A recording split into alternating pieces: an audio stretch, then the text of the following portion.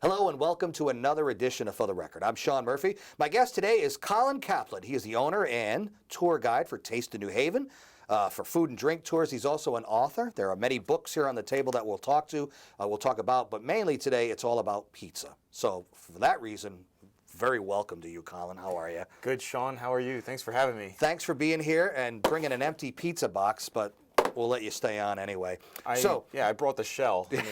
Because you're on the ride up. That's what it was. So why the interest in pizza? Where did it all start? It all started probably in my childhood because my parents introduced me to eating pizza in New Haven, which would be what I call the capital of good pizza in the world. In the world? In the world. Wow. I will go there, and I will actually be going to Italy this year to find out for sure.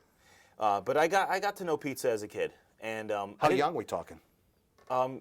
I don't know, like last year. I'm not that old. Yeah. No, okay. but I learned it probably as like a 4 or 5 year old. Okay. You know, at my 5th birthday party, I was eating pizza. Wait, so your parents were pizza connoisseurs too? Well, then? when they moved to New Haven, they were originally from New York. Okay. New York City. Ah. So when they moved to New Haven, they realized, wow, pizza's really good.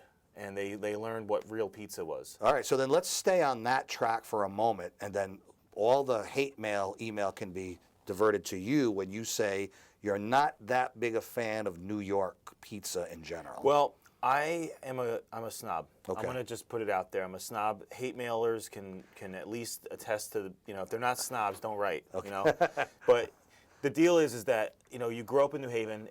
Pizza's like religion. That's the pizza I'm used to. I'm talking about thin, crispy, right. chewy, spongy crust right. that you chew on. You can actually pull on it, and it doesn't just droop down. It actually has a little bit of firmness to it. Right.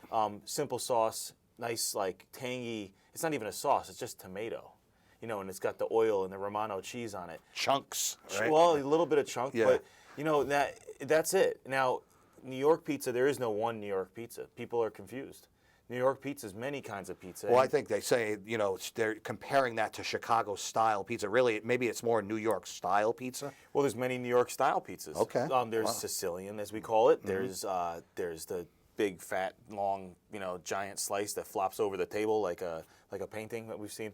And there's also, your traditional Neapolitan styles, and then what we call Neapolitan styles, which is like New Haven pizza. Right. So there's many kinds of New York-style pizza.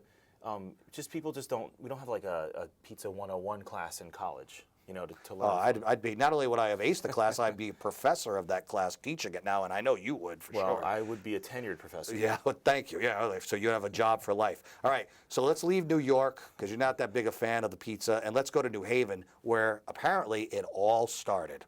Yeah, well, it started as an American food in New Haven, and that's where a lot of my writing has come from, writing a book about pizza. I'm working on a much larger book, a coffee table book. It should fit this size table. Wow.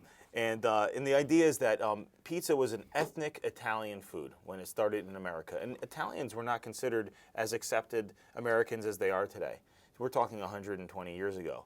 So in New Haven, when pizzerias like Frank Pepe's started in 1925, it slowly became accepted as a food to try by other ethnic groups.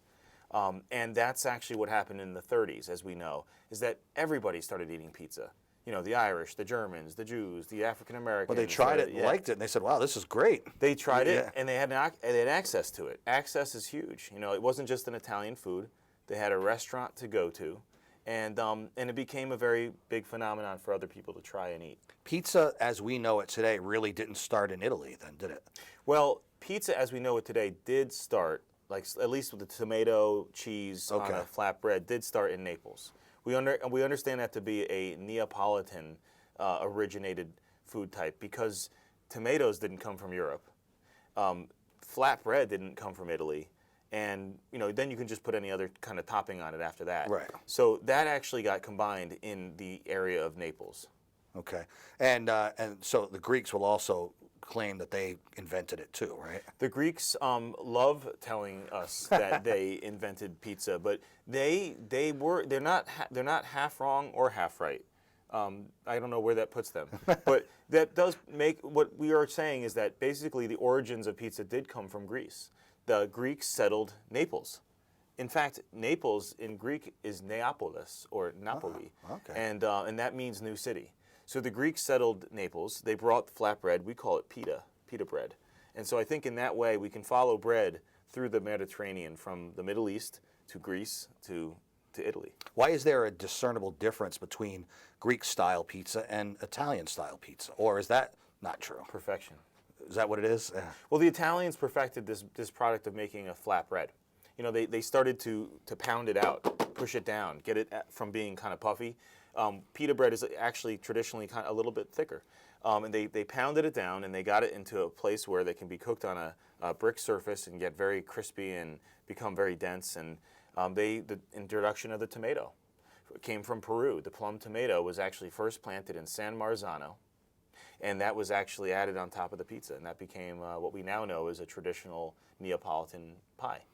So back to New Haven, why is it such a hot spot when you're talking about Pepe's, when you're talking about Sally's? What is it about that general area that just makes it tops?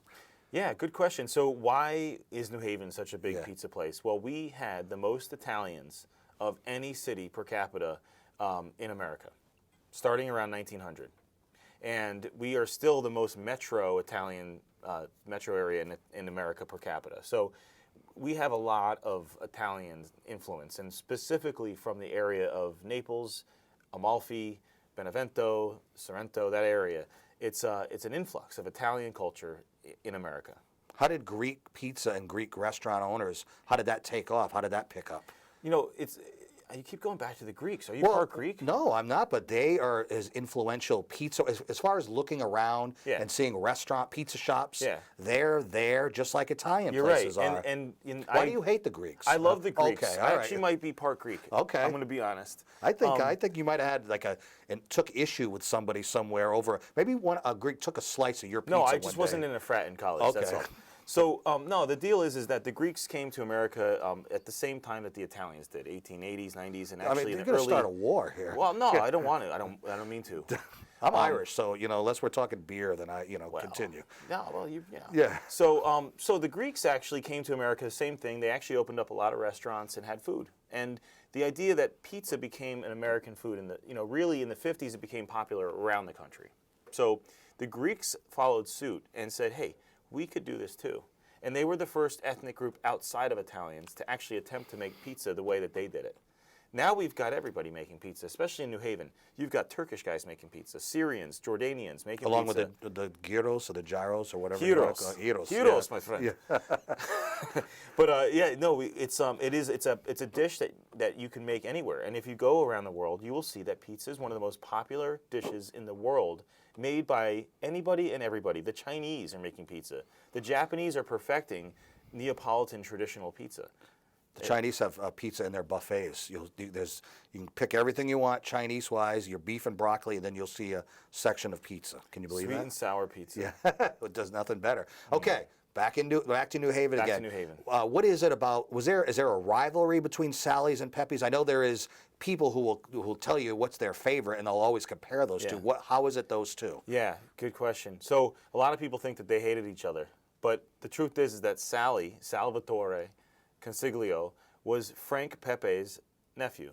Wow. And the only reason, actually, there's many rumors about why he left. He used to work for Pepe. The only reason why he really did was because his father got sick. He was the breadwinner, and Sally and his family needed an opportunity to make more money.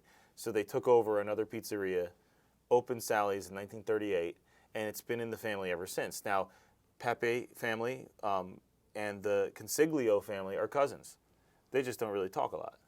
And there's another Consiglio's restaurant on Worcester Street related to that, all those families as well. They don't talk a lot. Right. So there's these, you have to realize too that New Haven families, the Italian families, are in many ways all related, many of these families, and not everyone can possibly talk together, Right. The real contention is between the customers. Okay, so they're the ones that, Yeah. and that's actually good for business, to be honest with you, because if you're talking about the product, right? Yeah. It's good marketing. It is. Word of mouth, they say, is the best form of advertising. So when Sally left Pepe's, did he sort of take the recipe with him? Did he go very similar? There's no doubt that he learned from Pepe to make pizza. There's no doubt. We have photos to prove it. A photo on the cover of my book here shows actually Frank Pepe on the left. His brother is right next to him, Peter, and Sally and Tony Consiglio, who are brothers. They're in that photo as well. I like how the back says this side down. Well, yeah, so make sure you put it's it like, down. what would happen if you did this? I mean, it'd be horrible. Yeah. It's like an insomnia. Who invented the plastic thing that keeps the cover from touching the cheese? Like, do you have that much pizza knowledge? That was probably Pizza Hut. Yeah. Honestly. Well, all right, quick comment on the national chains that are doing their pizza thing without necessarily mentioning any names. Okay, crap. Okay. Okay. You realize that college kids live off of some of that stuff. I was a there, huh? college kid, and Yeah. I learned because I went to school in a wonderful city, but it had bad pizza, New Orleans. Okay. I They're had to not learn known how for to have pizza. an unnamed pizza joint that was a national change. But the deal is they all started out as one place, and they expanded, and a lot of them came out of Detroit. You know, Detroit had a lot of Italians, and right? they started making pizza there in the 50s and 60s and 40s, and they went national with those. So ones like Domino's, Right. and I believe Pizza Hut possibly came out of that area. So these are ones that actually just had the idea of franchising. And you look today at what are New Haven's examples of that, and the closest we have is Pepe's, because they're not franchising; they're owned by the family, but they've decided to have more than one operation to help the legacy of Frank Pepe's name and recipe. And really to teach people what good pizza is. Where we tape here in southeastern Connecticut, there's a Pepe's in Mohegan Sun. Yes. You know, and but it might not be exactly. I guess if you've got a different chef, then it might not taste exactly the same. Well, you've got to have quality control. Right. So you go to places. Obviously, they're not going to bring the water from New Haven to Right. every one of these places. But you've got differences, different temperatures, different things. They make the oven the same. The chefs are going to be different at different restaurants. I mean, meaning the guys who are actually rolling the dough, the guys who are spreading the dough, topping the dough, moving the pizza in the oven. All those little things that could make little nuanced differences, right? Absolutely, but they do have a quality control. The grandsons, they still run it, and the grandchildren and like the granddaughters, they're all part of the business. So they are quality control. They go from place to place and make sure that the pizza is actually up to par. Let's take a quick flight out to not too far from Detroit, Chicago, because we mentioned, Chicago style pizza, which is basically the thick crust versus the New York style pizza. How did they get their thing going out there? Texas. Sean, I'm going to be honest. I went there this summer. Yeah. I went to Chicago. I love Chicago. It's a great city. I have Huge family airports, there. good Lord. Yeah. Big airport. They got like 2 airports. What's going on? Cubs, may do something this year. Right? Yeah. And They 2 even airports, you're have right. a New Haven pizzeria there. Is that Peace right? Pizzeria, and it's great. That's how influential New Haven and pizza is. 23 cities in this country have New Haven style pizza. Wow. With Fox and Park soda from East Haven. Oh, This is yeah. a big deal. So I went there. I tried. I shouldn't say the name. I won't say the name. Okay. Just to But I tried one of the. They're all chains there in Chicago. I tried one of the main.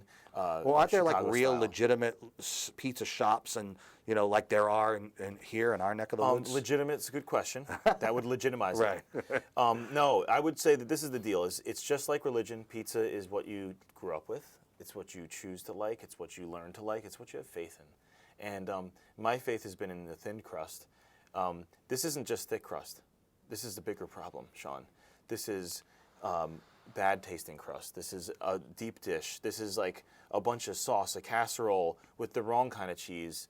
In the end, my feeling about Chicago style pizza was that it tasted like a puff pastry. Did you tell them that, or I told the world on your that. way out? I actually saw Jerry Springer in the pizzeria I was in, and but I didn't want to talk to him. Right. Because Because he'd have you on his show. And I was on a someone show throw once. a chair. Oh, you were? I was. Someone throw a chair Yeah. at you or anything? No, I was trying to pick up it was a dating show. I was trying to pick up this girl. I didn't care. I mean, Wow. You Wow, should know and- that Hollywood's all fake. Wow. Yeah. Great stuff. Yeah. Let's take a break, and I think I'm sweating. we'll go to the website, and people can go and learn more. Then we're going to get to your author side, okay?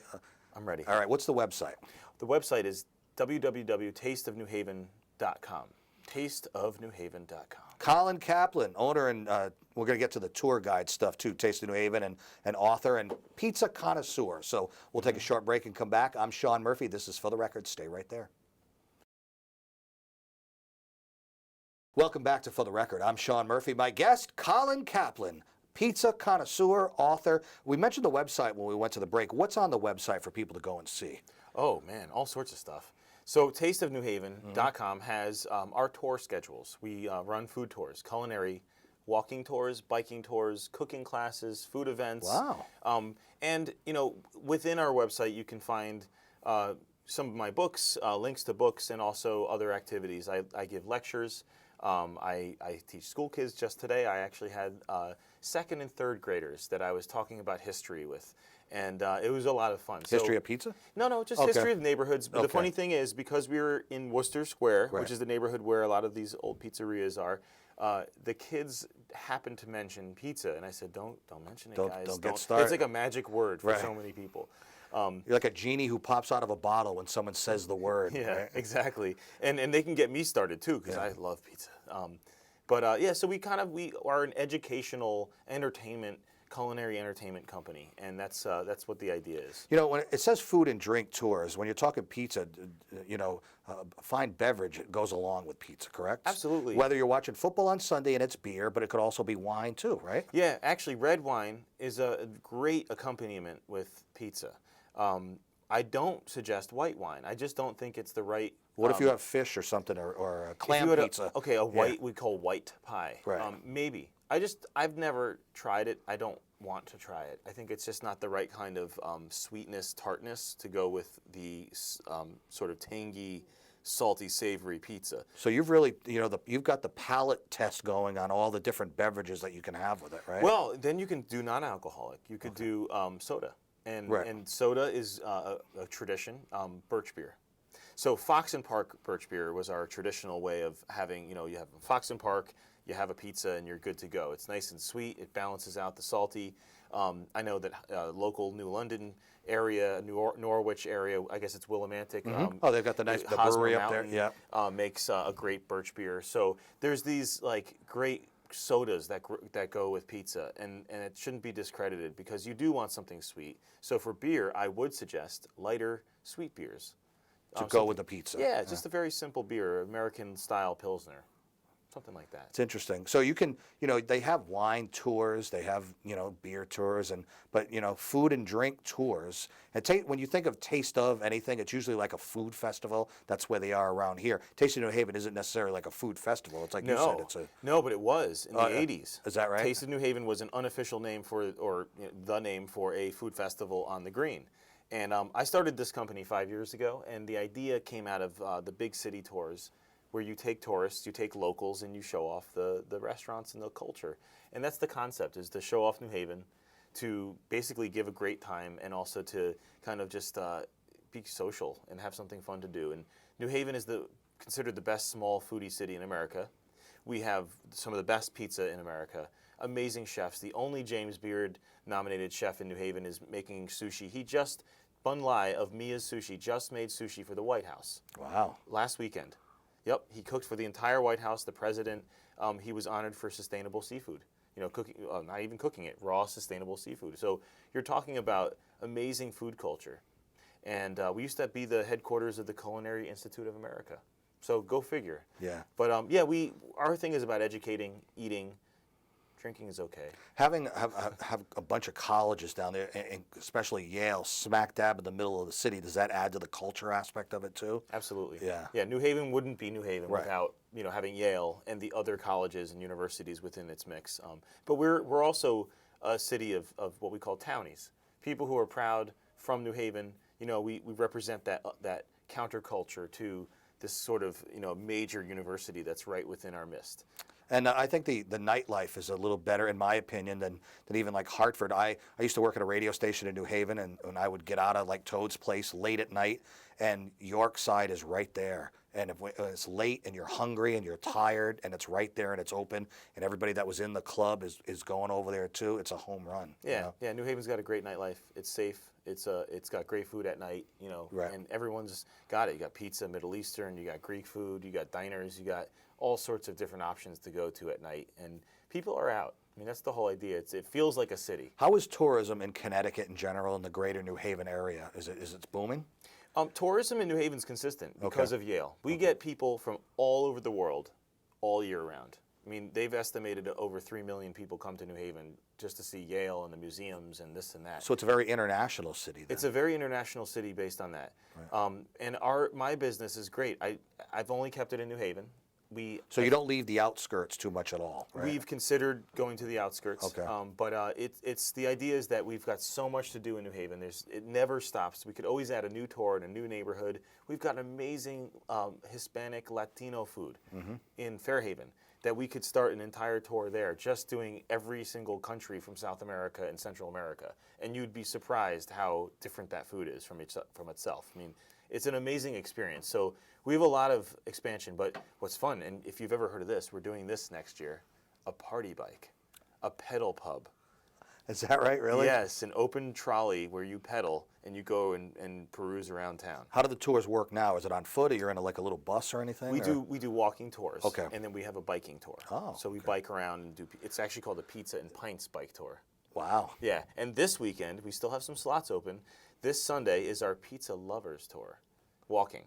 So we go to 4 pizzerias in about 6 hours. You're burning off the calories because you're eating, but then you're walking, right? So. You're burning off some calories. Okay, not a lot then. Yeah, but okay. it's an education. Your answer says it all. Yeah, I do the talking. I burn a lot of calories. Right, from that. Yeah. What happens in the winter? Do you cut back?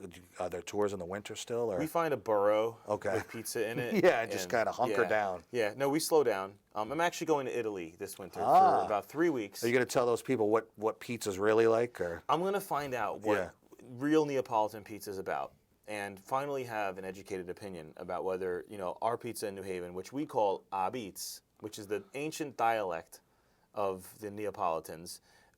They don't say that in Italy anymore. Right. I'm going to find out if our Apizza is better than La Pizza. So when you see a pizza, not pizza, but a pizza, you don't say it that way. You say Apizza. Apizza, yeah. Okay. It's a dialect. Okay. And since most Italians in Connecticut and New Haven came from the Neapolitan area, they only spoke the dialect.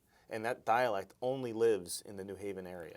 So if you are very passionate about something, as you are, about pizza, you can't only just tell the world in so many ways, you have to write about it, and you became an author. Yes. Your latest book is called New Haven. Do I have to say Apizza? You have to say it. New Haven Apizza, and this is his new book. But you've got a ton of other books too. How'd you get involved? What made you decide I have to write? I have to share this with the world. Well, good question. I never imagined I'd be a writer, but 10 years ago I wrote my first book, and that was because of my passion for history.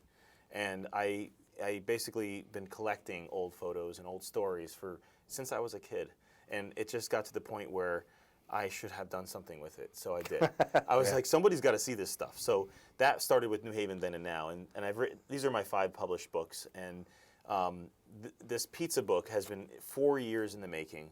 I've got other book ideas that I'm just pushing to the side right now, just to get this story out. I think this is one of the biggest stories we have in New Haven. It's our biggest export, meaning that we don't have the industries that we used to have. We were a huge industrial city. Now we make pizza, and we make people happy with pizza. People come from around the world. They take pizzas in a box. We invented the pizza box in the 30s. Frank Pepe was the one who first recorded having a pizza box made in the world so that you could take pizza out. Well, no one ever thought of it before then. No one thought about it. They used to have these giant big pans called stufas that they would deliver it in, but no one, the way that they did it is they took a flat piece of cardboard, wrapped it up, and you couldn't stack it that way. So there's so many reasons why the pizza box is is this major invention, and that's not the only pizza invention we had. And if you want to find out more, please read the book. Where can you, I assume your website is a place you can get the book? That book is on limited edition right now. Okay. So it is only available, say, via our website or via contacting me or coming on a tour. We do have, I will be having a talk at the New Haven Free Public Library. It's free. It's open to the public, December 8th, 6 p.m. I will be featuring this book and actually doing an entire presentation on the history of New Haven's pizzerias. And if you happen to maybe be watching this show on YouTube or maybe a rerun later on, there's still, go to the website, there's still a listing of all events that are coming up and everything, right? Yep. How about the other books? Can they get those? Yeah, my other published books are all available on Amazon, on Barnes & Noble, and any local bookstore that features quality books like these. Yes. if I say so myself. One more time on the website then. tasteofnewhaven.com. That's the place to find our tours, to find the books, to find more information on what we're doing. And we love educating. We love showing off Connecticut and New Haven and food culture. Sounds good. Colin Kaplan, owner and tour guide, Taste of New Haven, pizza connoisseur. We learned a lot today. We learned the next time he comes on, you better bring an actual pizza-filled box. And he's an author. Go get his books. They're fantastic. Thanks for being on the show today. Thanks, Sean.